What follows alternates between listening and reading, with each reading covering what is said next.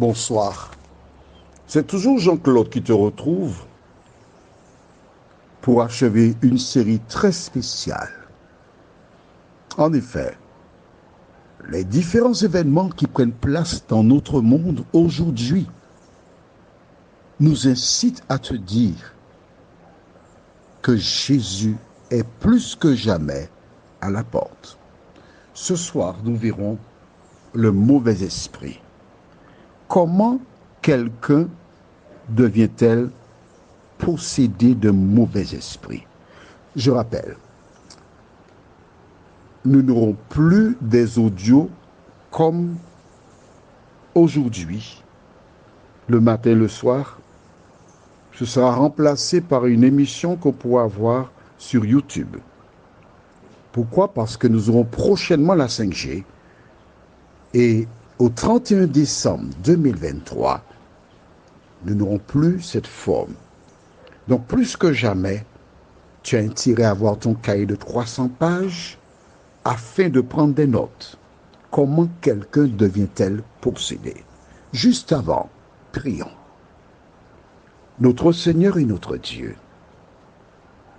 Saint-Esprit, toi qui as été envoyé après le départ de Jésus, nous tournons nos regards vers toi, afin que tu nous conduises dans toute la vérité.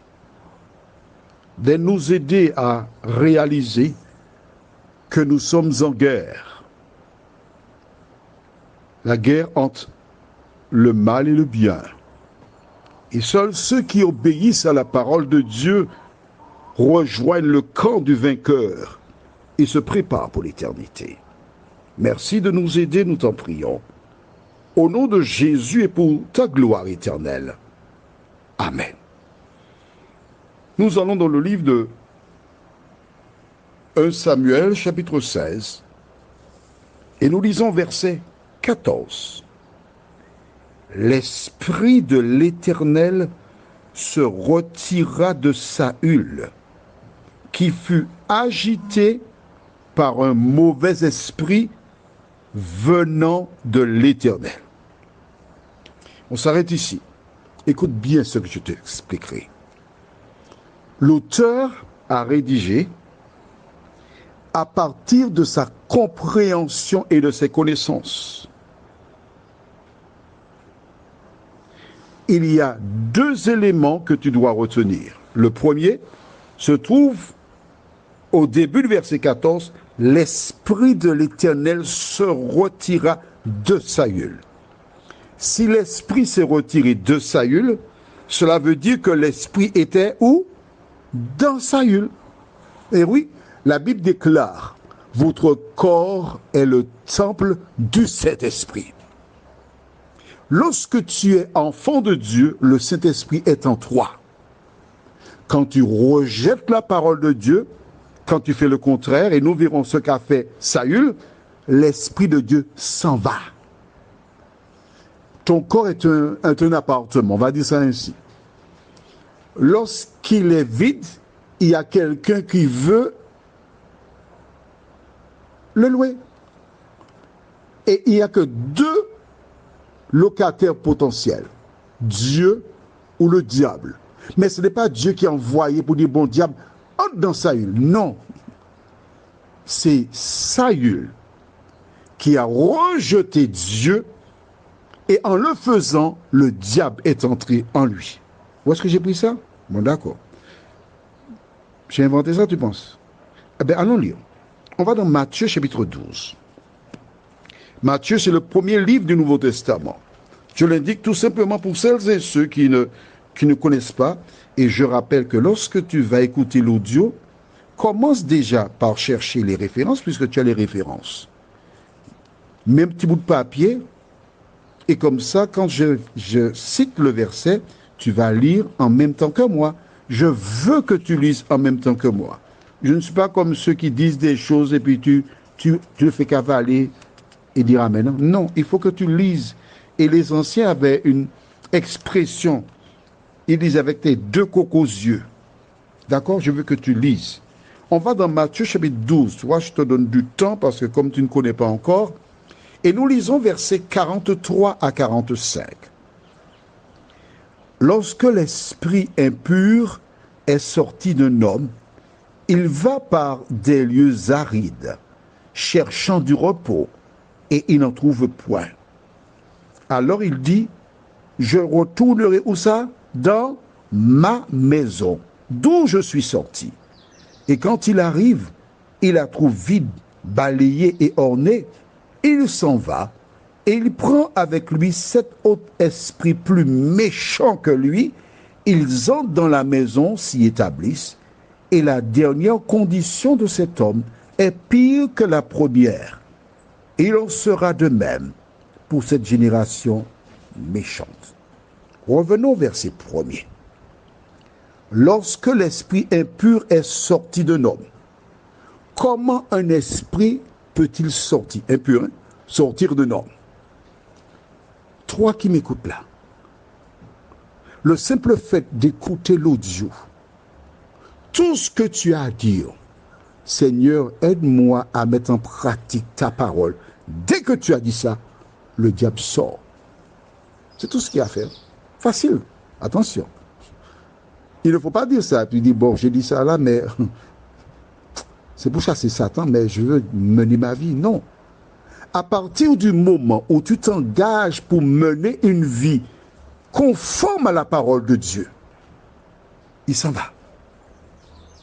Les lieux arides, c'est quoi? Eh bien, il cherche quelqu'un d'autre où habiter parce qu'il est dehors. Et s'il n'en trouve pas, il retourne. Il m'a laissé retourner chez Gilbert. Hein? Gilbert qui avait accepté Jésus, qui ne jurait pas, qui ne volait pas, qui avait congédié 2, 3, 4 amants, parce qu'elle en avait 5. Elle en a gardé un seul, elle l'a épousé. C'est ça, la maison balayée, ornée, propre. Parce que lorsque tu te mets en conformité avec la parole de Dieu, ta maison est propre. Mais entre-temps, Gilbert a commencé à dire du mal des gens, à faire le mal. Oh oh, l'esprit de Dieu s'en va. Et quand l'esprit du diable arrive, il voit qu'elle balaye la maison, tout ça, il dit, wow, monsieur, il y a du travail là. Hein? Il va chercher d'autres copains, démons, et ils viennent pour pousser cette personne qui n'injuriait plus à être l'une des plus grandes dans les jurons. Aller au casino, à faire des choses déraisonnables, à boire, à fumer. Oh, c'est pas possible. Mais oui. Et progressivement, les démons poussent cette personne à faire toutes ces espèces de choses abominables, jusqu'à ce qu'elle arrive à une conclusion un jour. On lui parle de Jésus. Elle entend, elle connaît. Mais qu'est-ce se passe-t-il? Elle dit, ah ouais, c'est pas pour moi. J'ai été trop loin. Toi qui m'écoutes là, tu as été loin. Tu as laissé les usages naturels pour faire contre nature. Tu as fait sens interdit. Tu as tué quelqu'un. Tu as fait des choses abominables. Quelle que soit la chose que tu aurais pu faire. Là, toi qui m'écoutes, il te suffit de dire, Seigneur, pardon, je regrette, viens à mon secours. Et Dieu viendra à ton secours. Le diable te dira, tu as été trop loin. Non. Parce que la Bible déclare, là où le péché abonde, la grâce surabonde. Tant que tu es vivant, il y a une solution. Le larron sur la croix, eh oui, il avait commis des choses abominables. Et logiquement, on le mettait à mort. Mais juste avant qu'il ne passe de vie à trépas, il a dit à Jésus, Seigneur, souviens-toi de moi quand tu viendras dans ton règne. Toi aussi, Jésus veut ouvrir la porte pour toi. Allons au livre de 2 Timothée, chapitre 3, versets 12 et 13. La dernière référence déclare, or, tous ceux qui veulent vivre pieusement en Jésus-Christ seront persécutés. Mais les hommes méchants et imposteurs avanceront toujours plus dans le mal, égarant les autres et égarés eux-mêmes. Vois-tu, lorsqu'une personne est possédée par le démon, elle ne peut pas le reconnaître. Mais cette personne, elle est égarée. Et cette personne égarée cherche à égarer d'autres personnes, à les éloigner de Dieu. Mais n'oublie pas, tous ceux qui veulent vivre pieusement en Jésus-Christ, quand tu veux faire la volonté de Dieu, tu seras persécuté. Mais le diable n'aura jamais le dernier mot sur toi. Seigneur, merci pour la parole. Cet esprit, merci de continuer de nous diriger et nous enseigner. Que les anges de Dieu continuent de veiller sur nous. Que le sang de Jésus nous purifie de tout péché et qu'il nous accorde une bonne nuit sous son regard béni. Amen. À demain, si Dieu nous prête vie.